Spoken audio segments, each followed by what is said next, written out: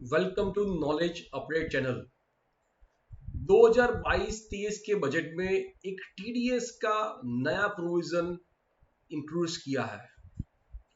वहां पे section 194 are जो इफेक्टिव है 1 जुलाई 2022 से, वो ऐसा कहता है कि अगर बिजनेस के तौर में आप किसी को बेनिफिट और परक्विजिट्स इन काइंड और कैश, पार्टली इन काइंड और कैश देते हो तो आपको उस पे टीडीएस करना पड़ेगा।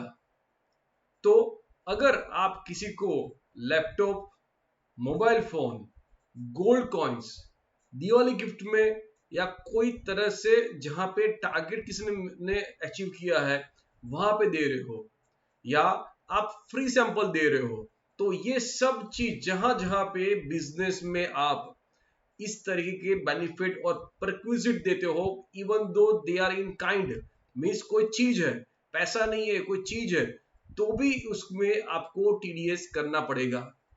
तो आइए समझते हैं कि ये टीडीएस की प्रोविजंस में किसको एप्लीकेबल है, कब ये टीडीएस करना पड़ेगा, उसके प्रैक्टिकल इश्यूज क्या है।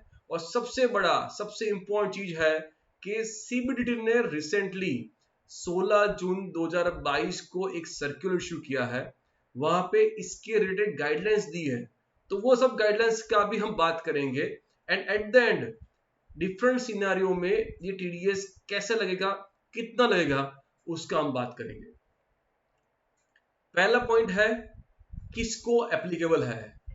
तो जो इंडिविजुअल है and HUF having previous year, तो आपको 2021-22 एक साल पहले, आज 1 जुलाई 2022 को देखना है, तो एक साल पहले 21-22 का जिसका टर्नओवर 1 करोड़ से ऊपर है, अगर वो बिजनेस में है तो, और प्रोफेशन में है तो उसकी रिसिप्ट 50 लाख से ऊपर है।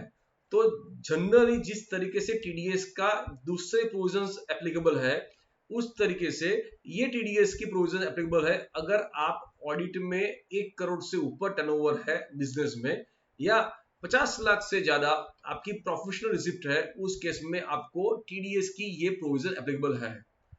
All other assessees like company, LLP, partnership firm, उनके लिए डेफिनेटली उनको टीडीएस करना पड़ेगा, जिसके लिए टर्नओवर या रिसिप्ट की कोई लिमिट नहीं है।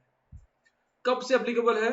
ये एप्लीकेबल है फ्रॉम 1 जुलाई 2022, अब आ गया है, उससे आपको ये टीडीएस करना है। कितना टीडीएस करना है, किसके पर टीडीएस करना है, और क्या रेट है। तो यहां पे ऐसा कहा है कि अगर जो बंदा बेनिफिट और perquisites, if you are providing any benefit और परक्विजिट्स अराइजिंग फ्रॉम बिजनेस और प्रोफेशन, बेसिकली आप रेसिडेंट हो और आपको बिजनेस या प्रोफेशन के लिए कोई बेनिफिट और परक्विजिट देते हो, तो उस केस में आपको टीडीएस करना है। अगर receiver any resident, because NRI के लिए, नॉन रेसिडेंट के लिए ऑलरेडी अनदर सेक्शन है 195। अगर आप रिसीवर एनी रेसिडेंट है, आप कोई बेनिफिट और परक्विजिट देते हो बिजनेस के लिए, और पूरे साल में वो वैल्यू 20,000 से ज्यादा है, तो ही आपको टीडीएस करना है।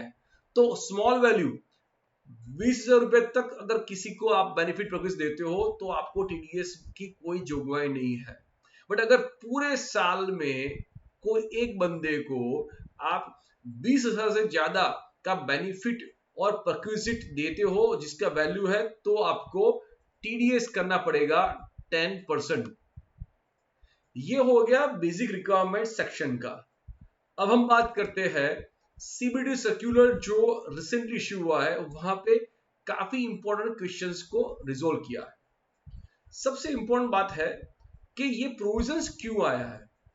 Even though when we look at the speech of finance minister, वहां पे लिखा था कि काफी टाइम क्या होता है कि बेनिफिट, परक्विजिट या कोई काइंड गिफ्ट देते हैं हम लोग अपने बिजनेस एसोसिएट है उनको, या किसको ट्रिप दिया है, ये सब एक्सपेंडिचर जो है वो बिजनेस में डिडक्शन में लेते हैं, बात करते हैं। बट सामने वाला जिसको हम ये बेनिफिट देते हैं, अगर वो इनकम दिखाएगा नहीं तो क्या? सेक्शन 28 सब सेक्शन क्लॉज 4 के अंदर ऐसा क्या है कि वैल्यू ऑफ एनी बेनिफिट और perquisites whether convertible to money or not arising from business or exercise of a profession, अगर मुझे कोई बिजनेस के तौर पे मैंने कोई टारगेट अचीव किया है और मुझे हॉलिडे ट्रिप मिलती है फ्री ऑफ कॉस्ट, तो सेक्शन 28 के अंदर ऐसा है कि मुझे वो ट्रिप की वैल्यू इनकम में दिखानी है और मुझे उस पर टैक्स पे करना है। और जो ये कॉस्ट करता है उसके लिए बिजनेस का एक्सपेंडिचर हो गया तो वो कॉस्ट उसको बाद मिलता है।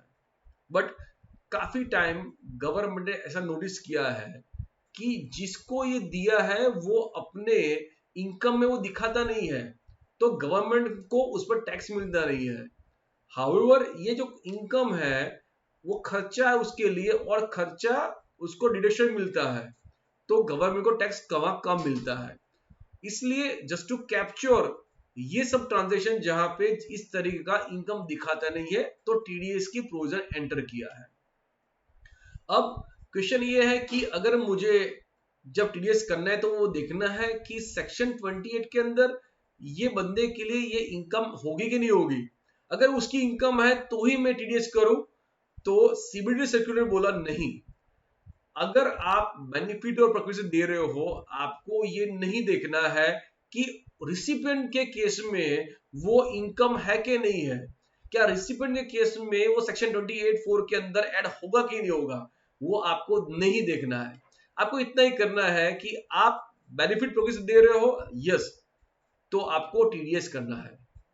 उसके केस में वो कर रहा है नहीं कर रहा है, उसकी इनकम है कि नहीं है, वो आपको चेक नहीं करना है। अब देखते हैं दूसरा पॉइंट।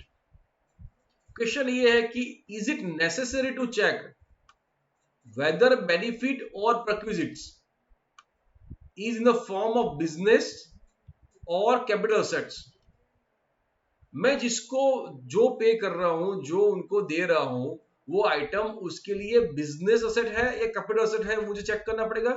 वो काफी टाइम ऐसा होता है कि अगर वो उसकी कैपिटल असेट है तो इनकम आएगा नहीं, अगर उसकी बिजनेस एसेट बिजनेस इनकम होगी तो यस वो इसको इनकम दिखाएगा।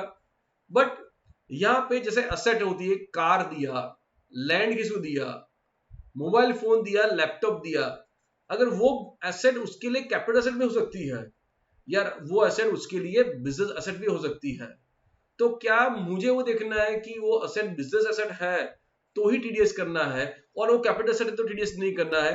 तो वो क्लैरिफाई किया कि आपको वो चेक नहीं करना है। You are not required to check whether benefit or perquisites is a taxable or not in the hands of recipient। तो जैसे पहले बात की अपने ने कि सेक्शन 28 के अंदर रिसिपिएंट को उसमें इनकम दिखाना है नहीं दिखाना है। मैं जो दे रहा हूं परक्विजिट बेनिफिट वो उसके लिए बिजनेस असेट है कैपिटल असेट है, वो मुझे नहीं देखना है। मुझे अगर मैं individual एचयूओ with amount exceeding a specific threshold or any other person, if I am giving something benefit or perquisite in the course of business, तो मुझे टीडीएस करना है। रिसिपिएंट के लिए वो इनकम है कि नहीं है, रिसिपिएंट के लिए वो बिजनेस एसेट है कि नहीं है, वो मुझे चेक नहीं करना है। अब बात करते हैं सबसे इंपॉर्टेंट क्लैरिफिकेशन जो दिया है वो ये था, क्वेश्चन था कि am I required to do TDS on sales discount, cash discount and rebate? Sales turnover discount हुआ, सेल्स हुआ और उसके ऊपर डिस्काउंट दे दिया है, तो somebody can say it is a benefit or perquisite which has been given in the course of business, तो क्या मुझे उस पर भी टीडीएस करना पड़ेगा? तो सर्क्यूलर में लिखा है कि yes it is a benefit और perquisite। अगर आप किसी को डिस्काउंट दे रहे हो, रिबेट दे रहे हो, तो इट इज अ बेनिफिट और perquisite in the course of business। However, on these transactions आपको टीडीएस नहीं करना है, so no tax is required to be deducted under section 194R on sales discount, cash discount and rebate allowed to customers and giving items free on purchase like buy one get two, right. आपने एक bye किया, पैसा दिया एक item का और आपको दो आइटम मिला, दैट मीन्स एक आइटम को फ्री ऑफ कॉस्ट मिला है। तो वो सब केस में क्या होता है कि ultimately at the time of sale itself price is decided, और आपको मालूम है कि मैं 100 रुपीज दूंगा तो मुझे एक आइटम नहीं बट दो आइटम मिलेगी। सो वो केस के अंदर आपको टीडीएस नहीं करना है। That has been clarified under this CBD circular. But please take care, ensure that वहां पे ऐसा भी क्लियर लिखा है कि ये जो रिलैक्सेशन मैंने दिया है कि आपको sales discount, cash discount, rebate के ऊपर टीडीएस नहीं करना है, वो सिर्फ इसके लिए ही है। It should not be extended to others. तो बहुत एक्सक्लूसिव डाल दिया उसको कि ये जो डिस्काउंट, ये जो मैंने आपको बोला है कि टीडीएस नहीं करना है, उसको स्ट्रेच मत करना। It is only for this transactions, उसके अलावा ये एप्लीकेबल नहीं होगा, और यही ट्रांजेक्शन में आपको टीडीएस नहीं करना है। अब ये बात हो गई कि टीडीएस किस पे नहीं करना है। अब उसमें डाला है कि कौन से बेनिफिट है प्रक्विजिट जहां पे आपको टीडीएस करना पड़ेगा, और यहां पे ऐसा लिखा है कि ये इलस्ट्रेटिव लिस्ट है। पहले जो टीडीएस नहीं करना है वो कहां लिखा, उसमें ऐसा लिखा है कि इट्स ओनली एक्सक्लूसिव लिस्ट, इसमें ही टीडीएस नहीं करना है, बाकी सब में करना। और यहाँ पे जो दिया इलस्ट्रेशंस, वहां पे लिखा है कि it's only example, it is not exhaustive list, it is only illustrative list. So there are many other transactions which can come in the purview of TDS under section 194 R. First, free sample। अगर आपने free of cost sample distribute किए हैं तो it is again a benefit of perquisites in kind for which आपको TDS करना पड़ेगा। Mind well, TDS कब करना है, जब 20,000 रुपए से ज्यादा पूरे साल में आप बेनिफिट ऑफ परक्विजिट एक आदमी को देते हो। तो if it is more than one तो वो नहीं देखना है। For one particular one party 20,000 से ज्यादा अगर आप बेनिफिट और परक्विजिट इन कैश और काइंड दे रहे हो तो उस केस में आपको टीडीएस करना पड़ेगा। Up to that lower than 20,000 रुपया अगर अमाउंट है तो आपको नहीं करना है। फिर आता है incentives. Other than discount rebate जिसको ऑलरेडी एक्सक्लूड किया है, incentives given in the form of cash or kind such as car, TV, computers, gold coins. काफी टाइम क्या होता है दिवाली के ऊपर गोल्ड कॉइन देते हैं सब कस्टमर्स को, हर एक को, तो वो गोल्ड कॉइन, मोबाइल फोन दिया free of cost. So this all are the examples on which TDS is required to be done. Sponsor trip, I think ये बहुत कॉमन चीज है जहां पे काफी टाइम आप टारगेट सेट होते हैं, और अगर आप टारगेट अचीव करते हो और तो आपको हॉलीडे ट्रिप मिलता है। हॉलीडे ट्रिप में आना जाना रहना खाना पीना सब होता है, but that trip now is little cost effective because उसमें कंपनी जो है जो आपको ट्रिप स्पॉन्सर कर रही है उसको टीडीएस करना पड़ेगा। और जैसे वो टीडीएस करेगा सेक्शन 194 आर के अंदर, तो आपके लिए जिम्मेदारी हो जाएगी कि आपको वो इनकम दिखानी पड़ेगी, तो उसके ऊपर आपको टैक्स भी पे करना पड़ेगा।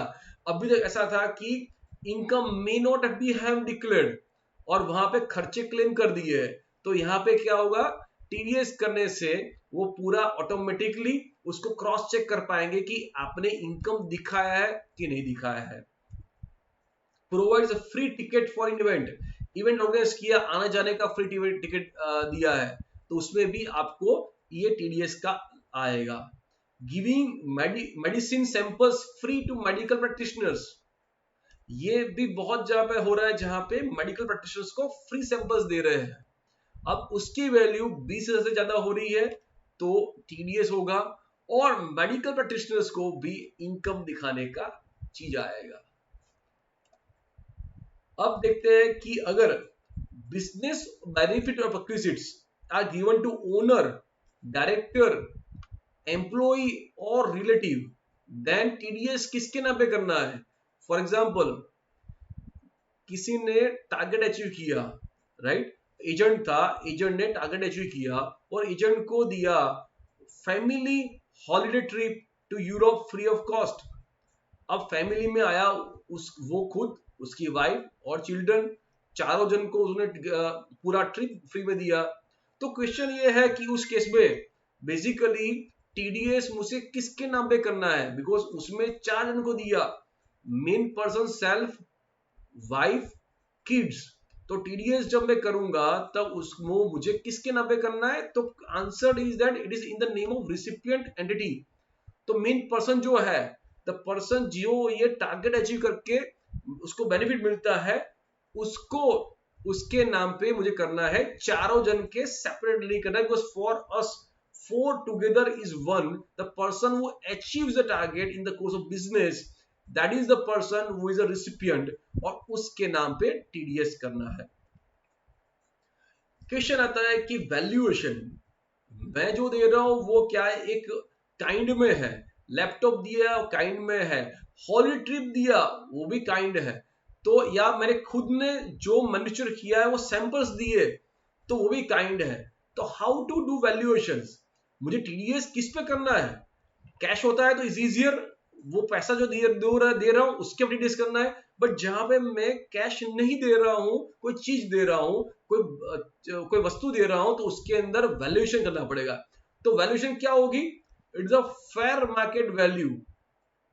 अब फेयर मार्केट वैल्यू कहां से आइडेंटिफाई करने का, अगर मैंने कोई आइटम परचेज किया है, जैसे मैंने हॉलिडे ट्रिप देना था, तो मैंने हॉलिडे ट्रिप किसी XYZ एजेंसी से परचेज किया और मैंने इसको दिया, तो वो हॉलिडे ट्रिप जो परचेज किया है वो purchase price is my fair market value. अगर मैं खुद मैन्युफैक्चर करता हूं और मैंने सैंपल फ्री ऑफ कॉस्ट दिया है, तो ये जो मैन्युफैक्चर आइटम है, मैं जो चार्जेस करता हूं अदर कस्टमर को वो आइटम सेल करने का, वो प्राइस जो है, जो प्राइस मैं चार्ज करता हूं अदर कस्टमर्स को, वो प्राइस पे मुझे टीडीएस करना पड़ेगा। तो valuation for benefit of perquisites in respect of kind is fair market value, if you are purchasing purchase cost, and if you are manufacturing then the price that is charged to the customer. Now very important and critical part that आपको TDS on reimbursement of out of pocket expenses incurred by service provider।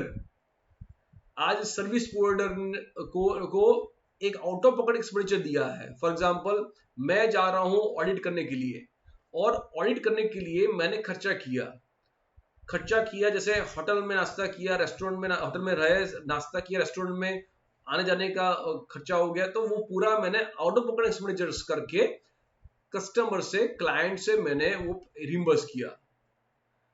तो उस case में यह clarify से किया है कि this all are also part of my benefit और परक्विजिट्स, क्योंकि मुझे सर्विस प्रोवाइड करनी है।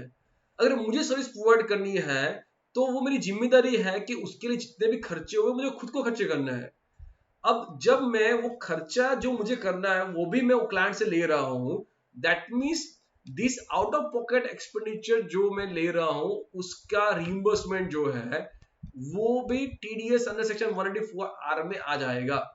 So any expense which is liability of a person carrying out business profession, if met by other person, benefit perquisite TDS is required. However, if it is like pure agent concept, that means अगर जब मैं payment कर रहा हूं और payment में receipt आती है जहां पे क्लाइंट का नाम लिखा है, फॉर एग्जांपल एमसीए की फीस, एमसीए का मैं फॉर्म फाइल कर रहा हूं और एमसीए फॉर्म के अंदर वो जो फीस है जहां पे कंपनी का, क्लाइंट का नाम आता है और वही अमाउंट में कलेक्ट करता हूं, सो उस केस में मुझे टीडीएस की रिक्वायरमेंट इसमें नहीं आएगी, because it's a pure agent concept where the invoice is also in the name of the service recipient, so TDS is not required. Otherwise in all cases out of pocket expenditure में reimbursement में TDS under section 184R will be attracted. अब question ये कि if business or perquisite in kind cash is not sufficient, holiday trip मैंने उसको offer किया है, उसने टारगेट अचीव किया, हॉलिडे ट्रिप मैंने ऑफर किया, अब हॉलिडे ट्रिप ऑफर किया है, मुझे करना है टीडीएस, तो टीडीएस करने के लिए मुझे डिडक्ट करके गवर्नमेंट को पे करना है। अब हॉलिडे ट्रिप में how can I deduct, because I have to give him the whole holiday trip. तो उसमें क्या होगा, सो ऑप्शन जो है उसमें ऐसा है कि आई हैव टू एंश्योर, अगर मैंने हॉलिडे ट्रिप दिया है तो मुझे एंश्योर करना पड़ेगा कि टीडीएस की जो अमाउंट है वो रिसिपिएंट ने पे किया है। जिसको मैं हॉलिडे ट्रिप दे रहा हूं उसको जो भी टीडीएस की अमाउंट है वो अमाउंट रिसिपिएंट को पे करनी पड़ेगी एज ए एडवांस टैक्स। अगर वो एडवांस टैक्स पे करके मुझे चलन देता है एंड डिक्लेरेशन देता है कि मैंने ये पैसा गवर्नमेंट को पे कर दिया है, दैट इज सफिशिएंट कंप्लायंस। और बट मुझे टीडीएस रिटर्न फाइल करना है, और टीडीएस रिटर्न जब मैं फाइल करूंगा 26Q, उस टाइम ये इंफॉर्मेशन को मुझे लिंक करनी पड़ेगी कि रिसिपिएंट ने एडवांस टैक्स तहत ये अमाउंट पे किया है। तो दैट इज वन ऑप्शन जहां पे मैं रिसिपिएंट के ऊपर जिम्मेदारी डालता हूं, रिसिपिएंट उसको पे करेगा, मुझे उसका प्रूफ देगा, मैं टीडीएस रिटर्न फाइल करूंगा जहां पे इसको मैं रेफरेंस दूंगा। दूसरा ऑप्शन ये है कि मैं बोलूंगा भाई तू मुझे पैसा दे दे, I will collect from you and then I will pay to the government. अगर ऐसा होता है कि मैं खुद मेरे पॉकेट में से टीडीएस पे करता हूं तो वो भी बेनिफिट हो गया है, उसके पर भी टीडीएस करना पड़ेगा, राइट। तो फर्स्ट ऑप्शन ऐसा है कि रिसिपिएंट खुद पे करेगा, मुझे प्रूफ देगा, मैं टीडीएस फाइल करूंगा। दूसरा ऑप्शन है कि मैं खुद पे कर दूंगा मेरे पॉकेट से, तो मुझे वो भी बेनिफिट हो गया जिससे मुझे टीडीएस करना पड़ेगा। और तीसरा ऑप्शन है मैं टीडीएस के अमाउंट से कलेक्ट करके गवर्नमेंट को पे कर दूंगा। अब बात करते हैं लास्ट स्लाइड पे कि डिफरेंट सिनेरियोज लेते हैं।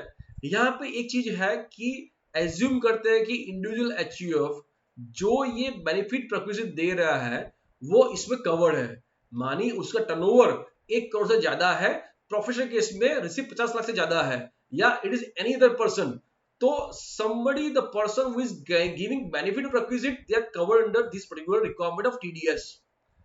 अब फर्स्ट सिचुएशन लेते हैं जहां पे ऐसा है कि benefit perquisite given to any resident और फ्रॉम 1 अप्रैल 22 से 30 जून 22 तक 50,000 रुपीज का परक्विजिट मैंने दिया है।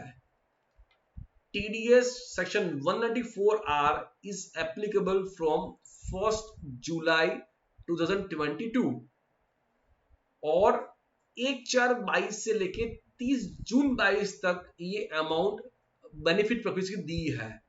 तो यहां पे क्या होगा, TDS नहीं होगा, because TDS is effective from 1 जुलाई 22, उसके बाद कोई बेनिफिट प्रोक्विजिट नहीं दिया है, तो दैट मींस TDS नहीं लगेगा।